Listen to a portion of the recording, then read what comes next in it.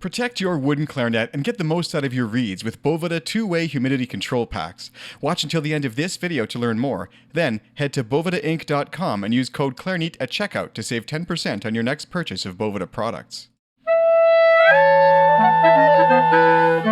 Welcome back to the Clarineat podcast. I'm your host, Sean Perrin, and I'm here today with Aaron Irwin, who's coming to us from New York in the United States. Aaron is a saxophonist and clarinetist, doubler, and he's also just about to release a brand new album called After. So I'm hoping we'll get to talk about not only his music and his album and how the album came to be, but also he has an interview show as well, which actually shares some guests with Clarineat. So we've got lots to talk about here. So Aaron, welcome to the podcast. Thanks for having me, Sean. So not to start off in a cliche way, but I've taken a bit of a break from the show here. And I found that one of my favorite things really is to kind of find out how people got into music, or the clarinet specifically. So kind of what's your backstory in music and how do you find yourself where you are right now? Yeah. It's funny doing these interviews myself. I'm always, I have the same issue. Like, gosh, I always start these things the same way, but it is interesting, right? Exactly. Yeah. Well, I don't know if it's interesting in my case, but oftentimes I think of the book, Malcolm Gladwell wrote a book called Outliers, and in it he kind of lays out this case. He makes a case for that people are, oftentimes it's their path in life sometimes is preset for them even before they have any control over it. And you get to thinking about that. And in my case, I had grandparents and family members who were musicians. And so music was just a big part of my life from, at a very, very young age. I was just given this gift of private lessons and music. It was just, my uncle was always playing piano and I was playing piano, and friends of my grandfather, a friend of my grandfather in the fourth grade gave me saxophone lessons. I remember, I think it was $10. I had to have the $10 in my pocket, and I gave him the $10 every week to take these lessons. And yeah, just, once you get good at something, or you're the kind of the best in the fourth grade, then that means, one thing leads to another. And I went to a very good, I had a great junior high public school band program and high school, and then just kind of one thing led to another, and I kept practicing and kept kind of challenging myself, and here I am, Was there a particular moment in all that though where you kind of realized, this is for me, or I can't see myself doing anything else, or? Well, I guess it was maybe just a gradual process. I think for a lot of people, when you have to pick a major in college, that was a thing. And I think, maybe somewhere along in high school, something clicked like, oh, you know what, if I'm going to do this, I really have to practice. I remember my junior and senior year in high school, I was practicing like as much as I could, several hours a day, really trying to get my act together to go to college. And then once in college, I had, my roommate was, him and I were like, pushed each other, so I was in an environment that was very challenging. And, I don't know, I wish there was like this is the moment, but it was just kind of a gradual realization. Well, I think some people have that. Yeah, some people have that, some people don't. And it's funny because I remember talking with James Campbell, a recent episode, and he'd said something about his son. He could tell the moment he was a musician when. And I was like, oh, that's so interesting. You don't really, like, you view it as sort of an on and off switch. Like, you're either a musician or you're not. And to me, that was a very interesting kind of comment. And lo and behold, he did become a successful guitarist, and they've played together and done all sorts of things like that. And even for me, I'm not sure the exact moment, and my story is also not that interesting. Like my friend just played clarinet in the band, and I wanted to sit next to him, right? But you never know sometimes what's going to spark your interest, Yeah. And I think it's so interesting and important for those listening in the States, of course, and Canada as well. Band programs are huge, and they're going away in some places. And this was a big problem after the pandemic, and continues to be a problem. I was at a school for a workshop today, and it was mandatory band, and I in a way, I don't like that. But in another way, I think it's great because I told the kids, I said, look, I've never heard an adult say, oh man, I really wish I hadn't learned to play music, you know? But there's so many who are like, I wish I knew how to play a saxophone or clarinet or piano or guitar or name your instrument.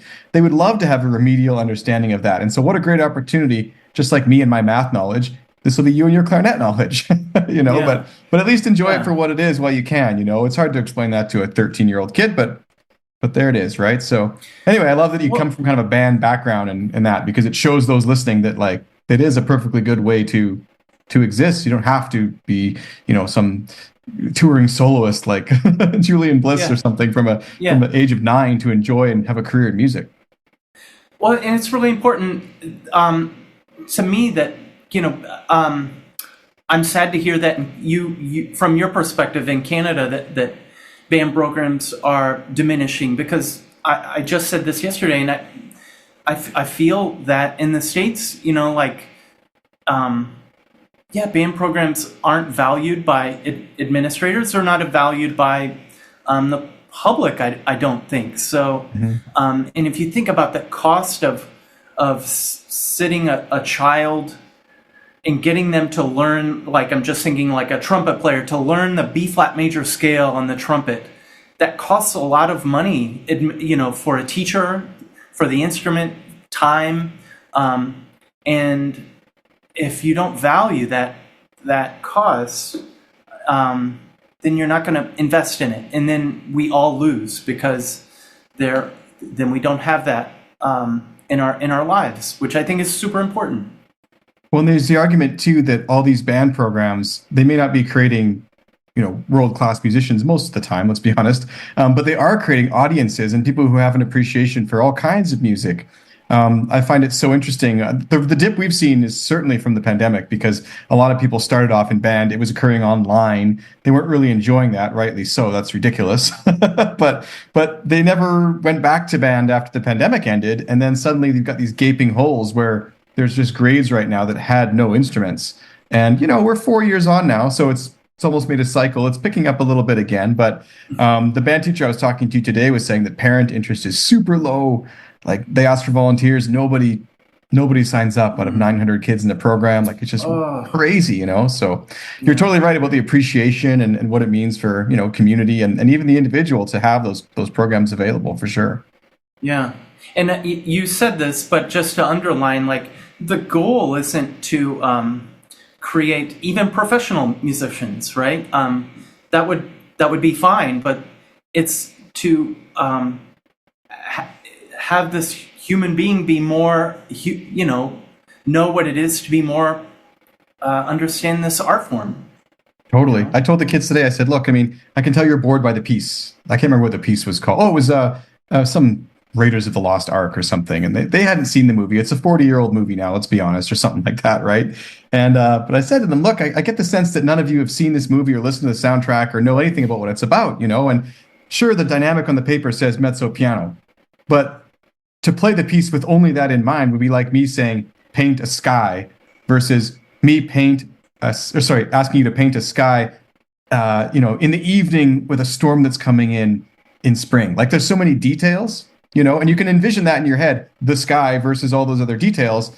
And that's where the interest in music kind of comes, because if you're going to interpret this piece, I know it's just Raiders of the Lost Ark or whatever, but like, where's the excitement? Where's the interest? Where's the story in here, Yeah. And they never thought about that before. And that is kind of interesting. I'm like, yeah, I hope so. I like that. Yeah. That's a good way of looking at it.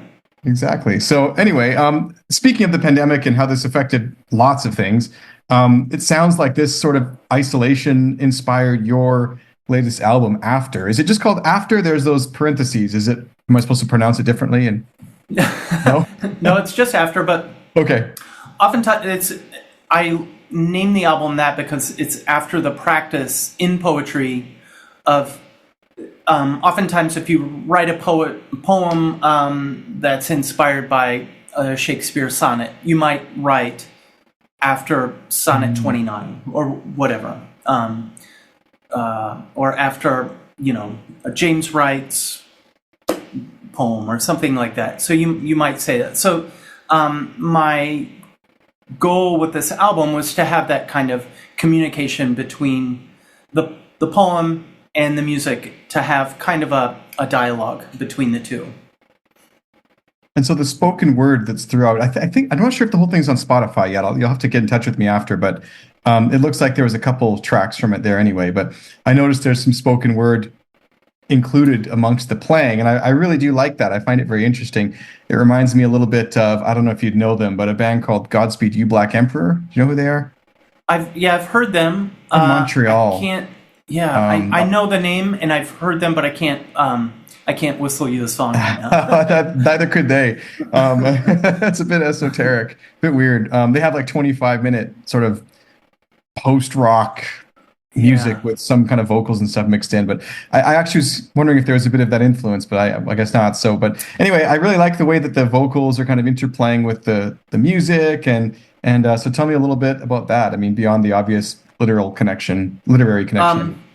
I mean, I always had an interest and a love of poetry, but it was one of kind of a pedestrian knowledge. I knew some things, I knew some poets, but I really started taking classes like one might enroll in school or something. I was just taking class after class, and so really, not that I'm some expert now, but the way in which writers talk about the craft of writing poetry is so similar, and it's probably this way with any different artistic medium. When you talk about that medium, it's like sparks all this relationship with music for me, being a musician. And so I was really kind of like, it lit a fire to somehow connect these two, because they were already in my mind like, man, the way in which a writer writes a poem is so much like a musician composes a piece of music. From everything, just being very detailed in what your line is doing, being aware of like the mechanics of things, and all these things are interrelated. So that was my idea of, can I do something that blends these two a little bit? And then I had in my mind an idea of taking poems and somehow interweaving. I wouldn't be the first to do this. I didn't want to set the poems to music, although that's a fine way of doing it. My original idea was, can I just have the words of the poem somehow spoken within the music and have it be meaningful but not take away from the music, but also vice versa, and not the music somehow take away from the words of the poem. And I kind of split the difference. Like some tracks have the words of the poem interlaced in the music, and some I decided maybe not. I think it came out, the ones that do have the words in the piece, I think they're pretty darn effective, and I am encouraged by that, and I might do that in the future, but I wasn't sure how, in the grand scheme of things, that would all come off, because I knew that was going to be done after we recorded and everything. And I thought, I'm not sure. I like the music. Am I going to like it with this added element? Is this going to be weird? But I think by and large it was a success. So interesting. So which came first then? You're kind of describing, I think, that the music came and then you added the poetry after, but the music was inspired by the poem. Is that? Yeah, more along those lines for sure. Okay, especially some of them. The Hill was, I'm really familiar with that poet's work, Josh Megan's. He was actually one of the teachers, and I've taken several of his classes. And what does it mean to write music that surrounds that work? Can I do it? Is that going to be? There's a challenge to do. Yeah. Well, it's interesting because I was wondering when I was listening, I was like, okay, did they play along to this, or and who's speaking? So is that someone that or from recorded versions of the poems that existed already, or? Yeah, so I don't know if you have the full. I know the album is out May 17th. So right now, I think only 2 of the tracks are out. Yeah, I only listened to 2. That's what I could find on Spotify. Yeah, right. So the one that's out is a Robert Hayden poem called Frederick Douglass. And interestingly enough, there is a recording of Robert Hayden speaking that poem. But I did get rights, for that poem, and I could have used his voice, but an acquaintance of mine, Bonita Oliver, who's a really great musician and artist in her own right, I asked her if she would speak the poem. So we had already recorded the music and had the music really, it was already finished. And then I went back and asked her to say the poem, and then I interlaced it with the music. Yeah. So speaking of, guys, if you're interested, or folks, I guess, folks is such a weird word. Everyone listening, if you do have interest in this kind of music, please do consider heading on over to the Bandcamp page. I believe you have. And do you have Bandcamp? I do. Yeah. Yeah. Let's make sure, if you are interested in checking out this music and you want to support the artist who is here today, do head on over to the Bandcamp page. I'll put a link to that in the description on YouTube here, so you can head to the description to check out where to buy and stream this album. So another question about it, I noticed that it's almost a bit more minimal than other albums I've heard from an aspect of I guess instrumentation, but it's also very kind of like transparent. I really like the engineering. Was that intentional to kind of let the vocals come through more where they needed, or just you guys got a great engineer? Well, let's see. It's just a trio, so there's no bass. So yeah, in that regard, it's minimal. It's more simplistic by nature, but yeah, I just found it was very, I don't know, it was just a very good like mix, and I could hear all the elements really clear. Like the guitar was very, very, very complimentary. I don't know, it's just nice instrumentation. Yeah, he's got a lot of nuance and elements happening in his playing that are really fascinating to me. Like I love playing with him. Mike Baggetta is his name. And he specializes in that kind of stuff. So it's great. There's not a lot of I kind of give him a direction, and he interprets, runs with how it. Yeah, he sees fit. Yeah. Well, I love the fact that a lot of this sort of came out of the the isolation of the pandemic, because I remember in the pandemic thinking, it's terrible, obviously, and whatever, but I wonder 5 years from now, like what art will be created, or what things will exist because of this time that everyone kind of had, not just to themselves, but like to focus on what they really want to do, or projects, or to discover new interests and all these sorts of things. So it's really interesting now being on the other side of it. Me too. Like I'm working on some projects, and it's like, I don't know if I would have had time or the way to ever get to these if it hadn't happened like that. So I don't know. I don't want to say it's a good thing, but I can appreciate that element of it at least. Yeah. It's hard for me to, I think it's hard for anybody to know how it changed them, I was just talking, actually, to the sound engineer who mixed and mastered this recording, Chris Benham, at Big Orange Sheep. And I was telling him, I think I'm just now kind of feel like I'm coming out of it, in a sense, which is strange, because we've been out of the pandemic for a couple of years, and it's it's funny how it's like it's hard to gauge where you are in it is. Yeah, no, the impact is much more far-reaching, I think, than we realized. There's been a lot of lingering effect. A lot of people, I don't know what the word really is, but I feel like even a lot of people I meet are just like, everyone seems crazier, busier now than they ever were. And I can tell if it's actually busier, or if it's just because we're back to normal and it feels busier because of the break or the pause, I suppose. But everyone seems a little more squirrely and stressed out these days.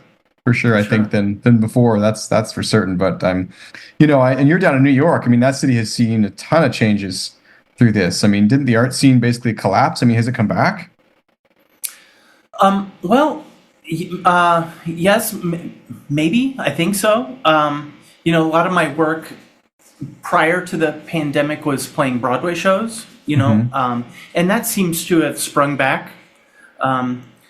Regarding kind of jazz clubs, I think, things seem to be full throttle. Back to normal. That's good. Yeah. That's good to hear. Yeah. So that was actually one of my next questions so you are living in New York, and I know you've done some playing on Broadway and things. So like, what does an average day or week or kind of month look like for you as a freelance musician in New York? Well, like everything, it kind of changes.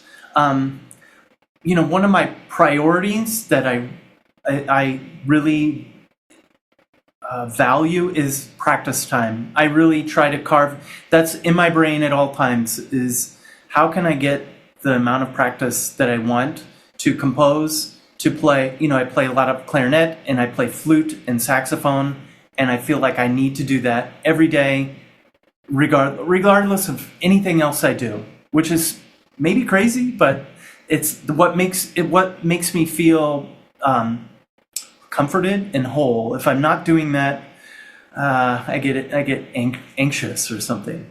And then in regard to like making money and doing that, I teach a lot. For a long time I was teaching at a university in Baltimore, which is about a 3-hour drive. Oh, wow. So I was doing that for about 5 years. But I teach other places. I'm playing on shows. I'm playing weird gigs whenever they come up. Yeah. Tell me about a show you played on and a weird gig. What's a weird gig? Weird gigs could be a lot of things to a lot of people. Yeah.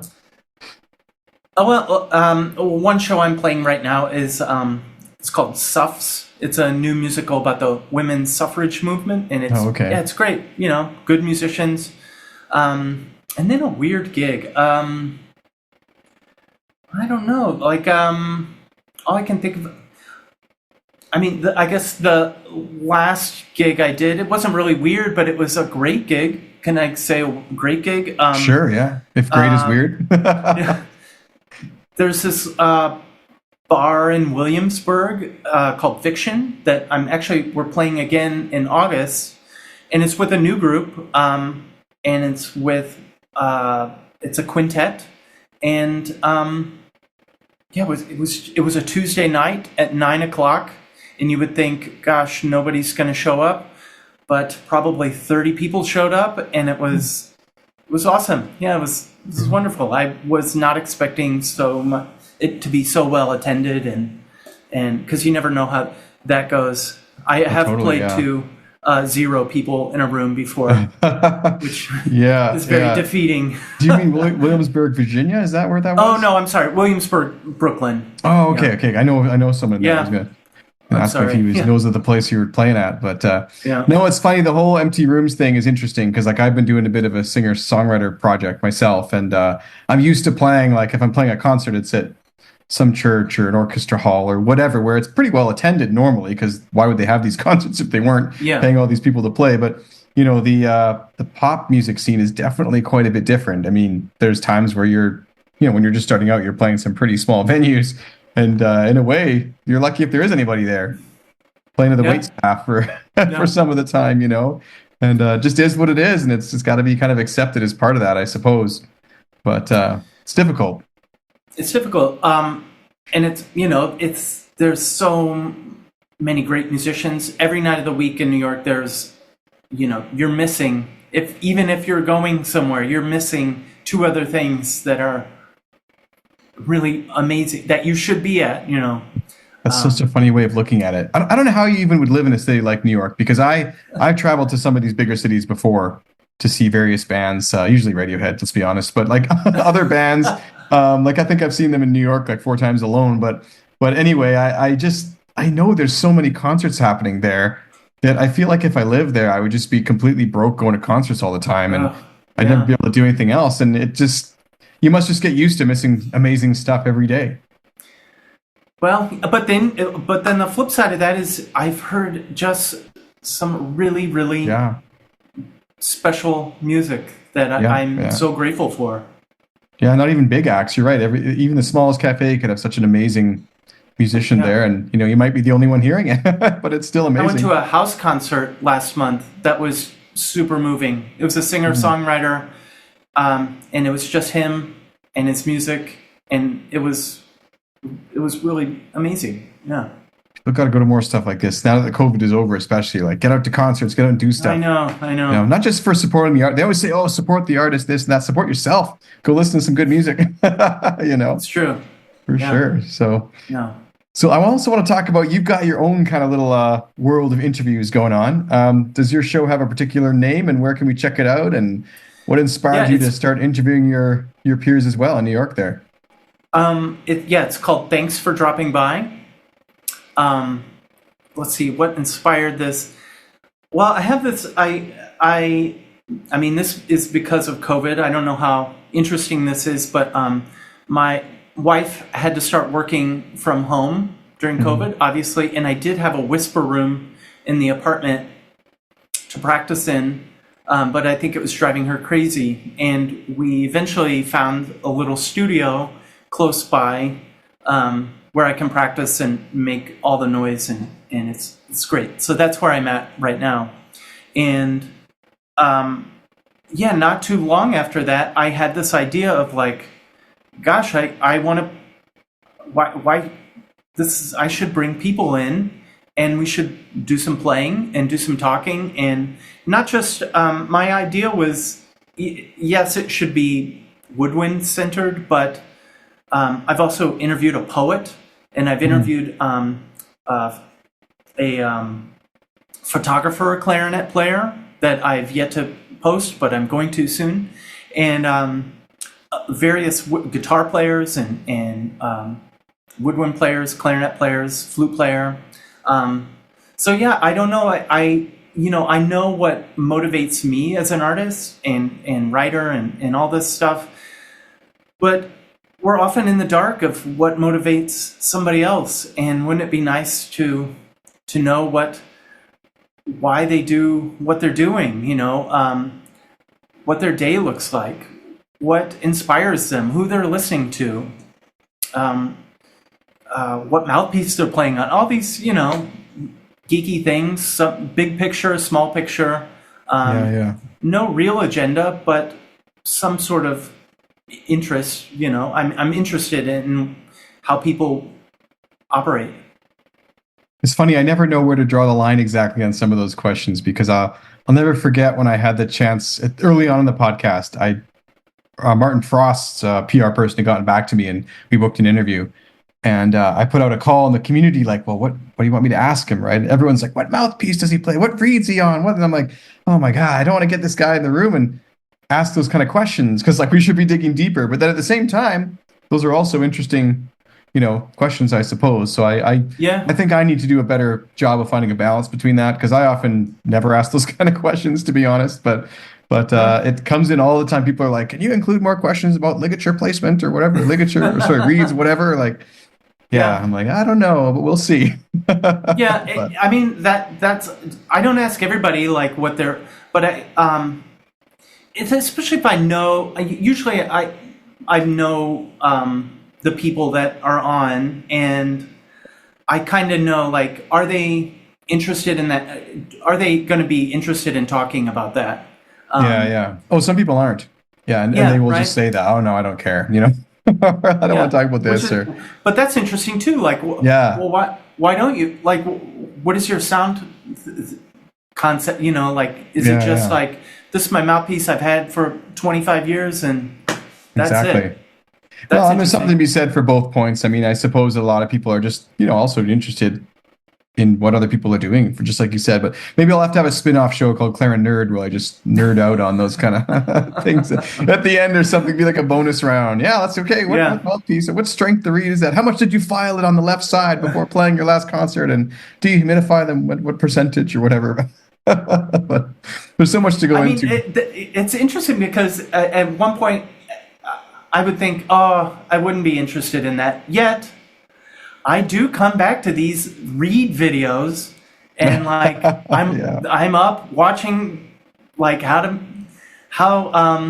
Robert Marsalis took care of his reeds. Like, yeah. It's interesting. It is. There's so much. By the way, I noticed we both got a coffee from our probably respective nearest by coffee shops. Yeah, that's right. Cheers to the. Yeah, Beanmonger. Yes. Tim Hortons is not very classic coffee, but they have this in New York, actually. Yeah, don't they? I think. Yeah, they did anyway. Yeah. Maybe it's gone away. This is the stereotypical Canadian coffee that I've got today here on my desk. I definitely need it because. Like I was saying before on the show, we got these 2 cats, and I also got 2 kids, and it's just like it's been wild the past couple of years. It's been crazy. So that's my next question for you. Actually, is like looking at your whole life. I mean, how do you make all this work? You mentioned you're trying to carve out time every day to practice, but how do you structure your days? Like, how are you making your musical life work for you? You know, my students will know this. I'm a big I write things down. I write goals down. I write down what I want to do. That's a big thing for me. I'm always checking in with that. Like, okay, I wanted to, like a thing that well, let me answer your question first before I get all sidetracked. But so I'll write down and I'll structure my day like that. So I know I've got to teach in the morning. And this is the teacher in me coming out, but I will write it down so that my brain will know, okay, you're going to teach for 4 hours or whatever it is. Be prepared because you're going to be tired, and know how that feeling is at 2:00 in the afternoon. You're going to be very tired. You're not want to go play long tones with a drone, but that's what you have to do. You have to go do that. So writing things down for me is a really good way of structuring my day, structuring my practice. Especially, I've kind of pulled back on some of the shows I'm doing, but at one point I was playing a lot of Broadway shows. And gosh, you just have to like really be organized. Like, I've got to come back and play Act 1 of this show and then compose, and then switch over. I'm also need to write this new piece I'm working on because I've got this gig in next month and these people are going to come show up and rehearse my music. I've got to make sure that's good. And so, I'm very organized, maybe too type A about that, but I've found it very effective and a good way of not frittering away my time. So for better or worse, that's kind of how I manage things. I don't know how other people do it. That's why I have a YouTube channel asking them how yeah, exactly, right? Well, there's some truth to that. I mean, that's one of the things I like about the podcast. I've just learned so much about different people and how they do things and inspired in different ways. But it's an interesting point to acknowledge the state you're going to be after things. I'm really bad at that. I think that when I'm planning my day or a week or whatever, I load it up with as much as I can. And then I'm like, wait a minute, what do you mean I'm not energetic to have a rehearsal from 9 to 11 p.m. after a full week of work on a Friday? Right. It's as if I just think my brain can just be switched on all the time. But I need to be better about that. That's a really good, I like that feedback or advice, or it's a great point. If you can prepare yourself mentally for how you're going to feel, then when you get to that point, you're like, oh yeah, this is how that feels. This makes sense. Yeah, make note of that. Instead of pretending all the time, you can always just push through it. Yeah, because your brain wants to go, oh gosh, I'm tired. I need a break, and then you go, just go home and take a nap. There's that book you mentioned, the Malcolm Gladwell book, Outliers. Did you ever read the Cal Newport book called Deep Work? Oh, yeah, I love it. No, It's interesting, and he talks a lot about the value of rest. And there was a while after I'd read that book where I was really trying to be strict about what it talked about. It was really working, but life's gotten a bit too crazy lately, but I'll have to get back on it. But he was like adamant, for example, that when you finish your workday, there's a certain routine, whatever it is, the way you put down your pencil, the way you close your laptop, something just that marks an end to that, and where rest begins. Because his whole shtick, I guess, is that the rest part is a part of the work part. So the resting is as important as the work because it feeds the work, and you can't do your best work without the rest. And you know what I mean? Like, so he was very to like for example, one thing I was trying for a while was every day from like 9 p.m. to 9 a.m. I was trying to avoid any sort of internet or that kind of stuff, and for the days I tried that, it was actually an experiment I did for about a month. And I remember the first day, I was like, man, what am I going to do? Like, I can't watch Netflix. I can't, like, everything I went to do, I'm like, okay, I'll play guitar. Maybe I'll look up oh, wait, no, I can't do that. Maybe I'll go meet a friend for a drink. Maybe, oh no, I can't use Google Maps. Like, it was just to realize how much we really use the internet. And eventually I sort of let myself cheat a bit. Like, okay, obviously I need to use Google Maps to get where I'm going. There is no physical map anymore. It's crazy not to do that. But then you start seeping back into it. And before you know it, you're back on Facebook and, twittering time away or whatever. And it's, so, but I have a friend who, he has a timed safe that he puts his phone in, that he can't get his phone. I haven't gone there yet and done that, but I'm interested in that. There is an app which will do that for you in a way. I'm trying to remember the name of it. I think it's called Trees or something. But basically, you open your phone and you plant a tree or something, and then the tree only grows as big as the time you've set or something. Let's say you set it to 3 hours, so the tree will grow for 3 hours to whatever size that is. But if you move away from that screen in those 3 hours, the tree dies. And that might not sound like a big deterrent, but you're building a forest. So when you look back on your forest, you want to see all these dead trees or the living trees, right? And so it's a cool app. If I can find the name, I'll send it to you. I can't remember exactly what it's called, but basically that's the idea. Yeah, your phone can be around for emergencies or whatever, but if you're going to kill your tree, it better be an emergency. And there's no undo. There's no way to get rid of it. Once it's there, it's like a mark on your landscape. So it's kind of cool. But I'm not sure I could lock up my phone. I just worry about an emergency or something like that. It's like your last words were like rattling the box, trying to get your phone out of there. Hey Siri, like open up the safe. Yeah.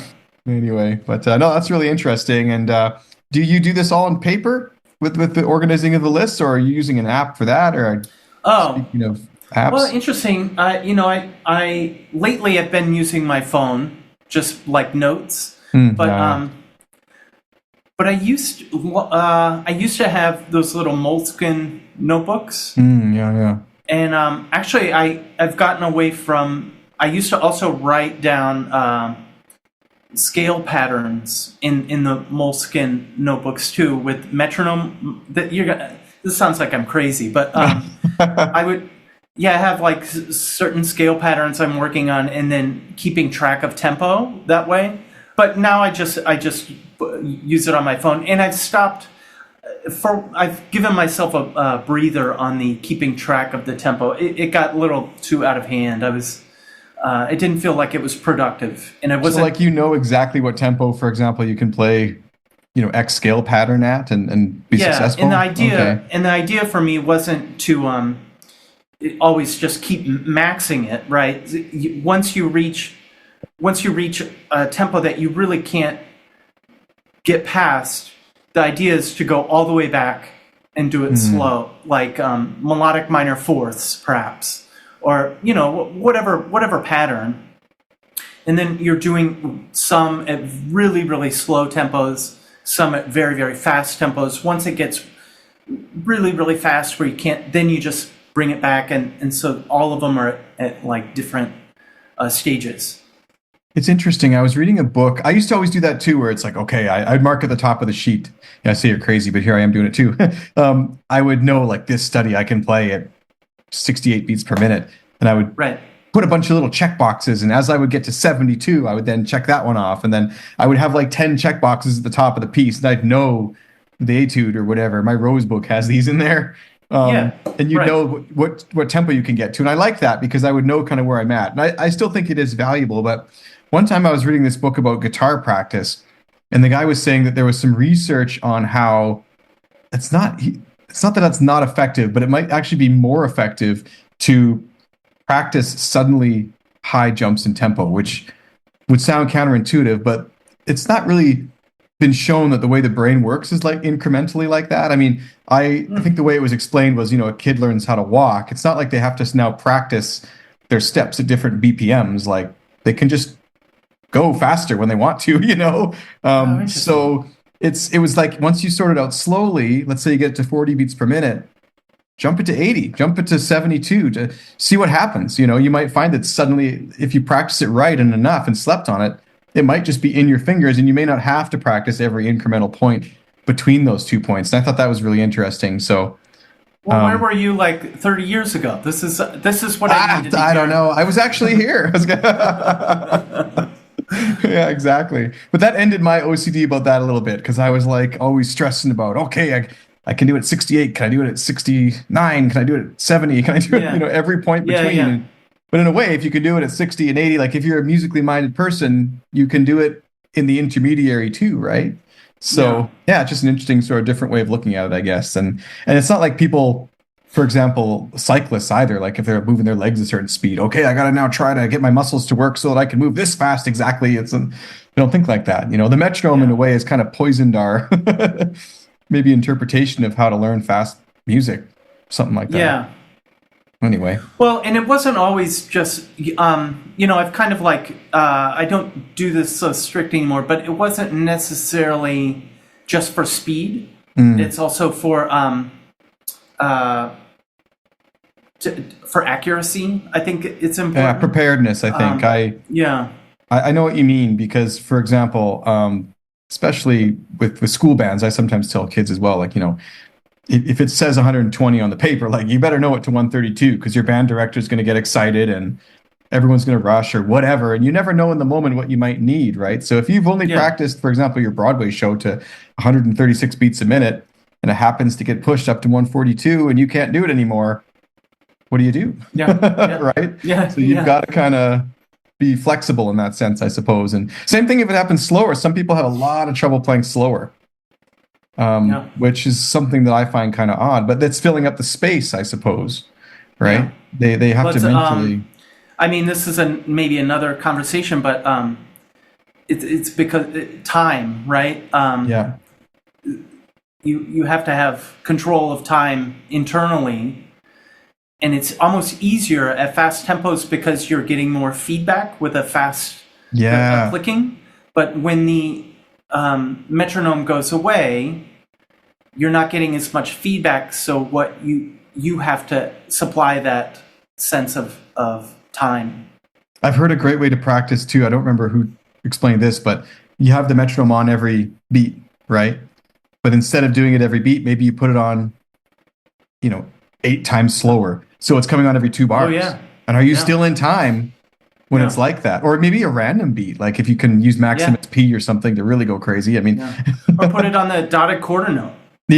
Something else and really see if you can stay on it. So these are all kind of cool techniques and fun things to do, but they drive you crazy, but you can. I'm sure many people have been driven mad trying to perfect all their scales in whatever book they're doing, or that one measure, haunts them till the day they die, that kind of thing. I'm sure it does, but or is that maybe just me? I don't know. So you're a jazz player. Before we wrap up, what is your concept of improvisation, and how do you not only do this for yourself, but how do you teach this, and how do you practice that even? Well, I guess I'm a jazz player, but one thing I would say is I try to not let. I don't see it as a separate. I practice repertoire. I mean, I've worked on clarinet, I've worked on classical saxophone, I feel like it's all one thing. Okay. Improvising is just an extension of music. It's not a style within itself, in my opinion. Yeah, they talked about this before, where there's like this separation between improvising and written music is almost a false thing that came up after the classical period, before, I mean, there would be in the Baroque era, for example, I mean, what's the difference? And even I heard someone say once that the only difference, there's slow composition and fast composition. Fast composition is improvisation, and slow is when you write it down. That's right. There's a great interview with Bill Evans. I don't know, he's interviewed by his brother, but he sums it up so beautifully in talking about the history of how in Baroque composers, there was a lot of improvising happening. And as music got more and more complicated, there wasn't recordings, so composers wrote things down, and gradually the improvisation stopped happening, and more written music happened, right? And then there was no improvisation at all. And it's only within the last 100 years, with the evolution of recordings, that we can now listen back to great improvisers. So, are you saying that most of the pieces on the album are then like written down? Like, did you there's compose a lot, in that like way?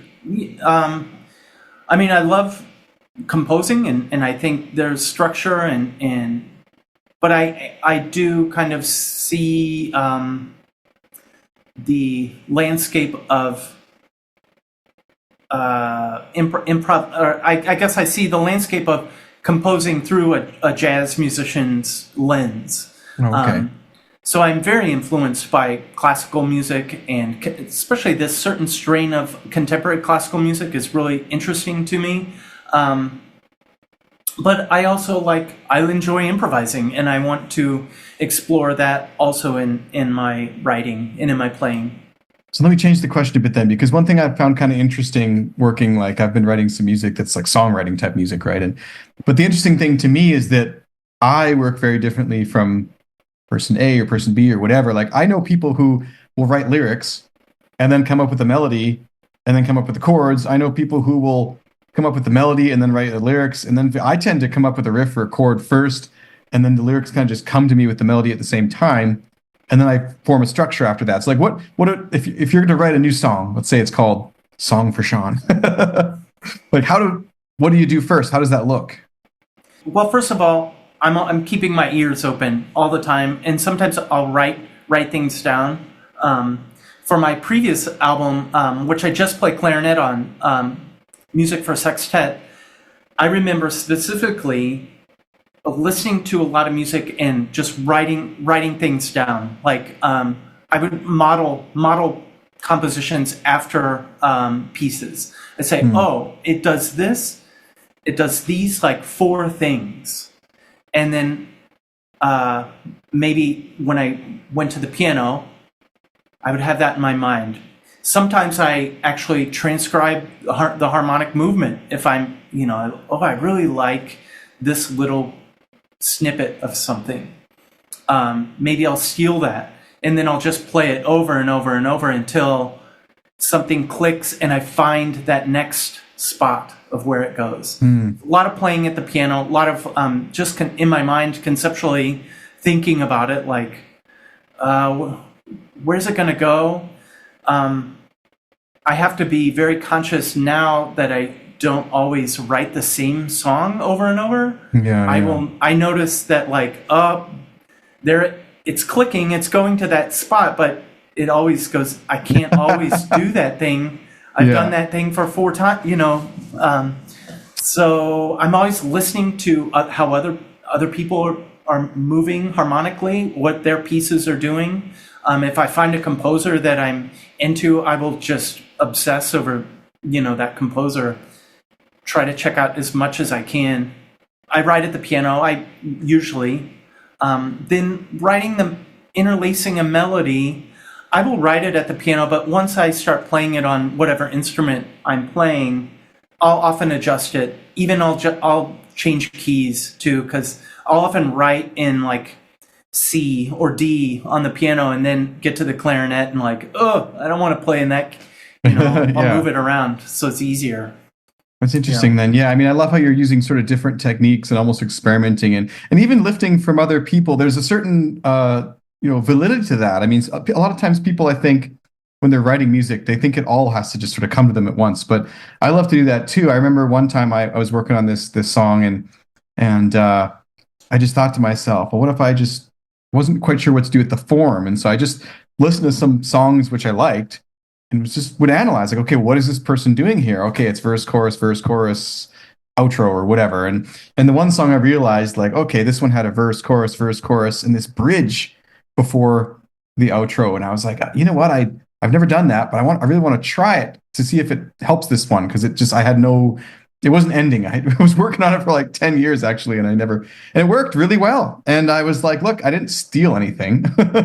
I just was inspired by the form. And I read this book too called How to Write One Song by Jeff Tweedy, who's the lead singer of Wilco.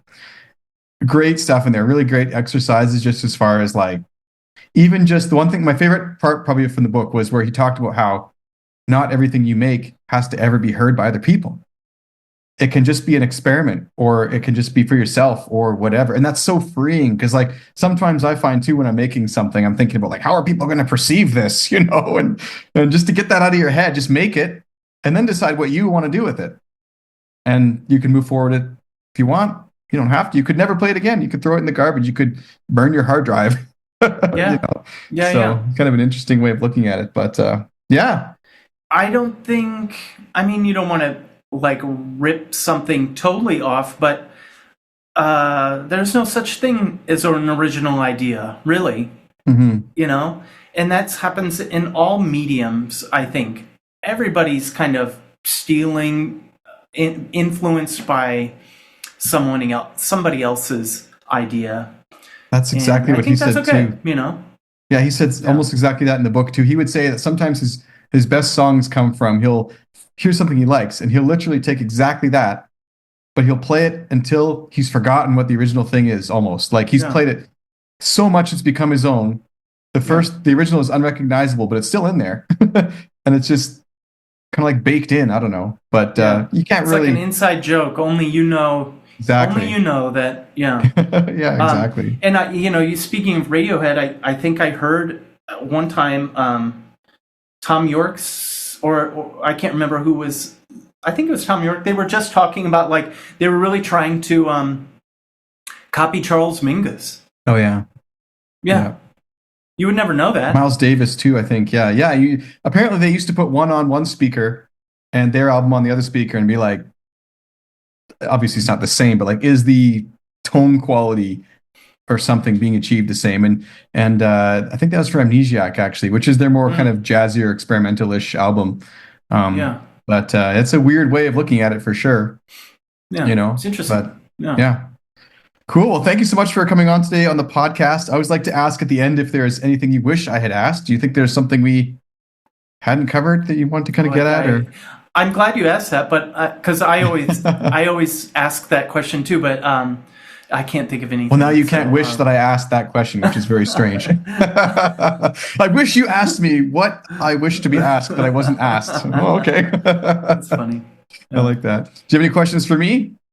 No, I don't think so. It's been great talking to you. Yeah, awesome. This has been fantastic. And so everyone head on over to, you can stream it on Spotify. It sounds like on May 17th, I think we were saying. But of course, head on over to Bandcamp as well, and I will put the link down in the description if you want to check out some of Aaron's music. And he's got a couple other albums out on there. I think actually quite a few. Is there 9 albums total now? Yeah, 9. Yeah, 9. Yeah. So there's quite a selection of albums to listen to if you want to check out what he's been doing. And thank you so much to Aaron for coming on the podcast today. Yeah, thank you, Sean. Great talking to you. The Clarineat podcast is brought to you in part by one of my favorite products ever, Boveda 2-way humidity control packs. I live in a super dry and cold climate in Canada, and so taking care of my instruments is a real challenge. However, it's effortless with Boveda. Every 3 months, I just replace the Boveda pack in my case, and I know my clarinets will be comfy and cozy inside. If you use cane reeds, there's also a mini version that fits inside most reed cases and keeps your reeds at their best, so they're ready to play when you are. Check out Boveda's offerings for clarinetists at bovedainc.com and use code Clarineat at checkout to save 10% on your next purchase. Click the link in the description below to learn more.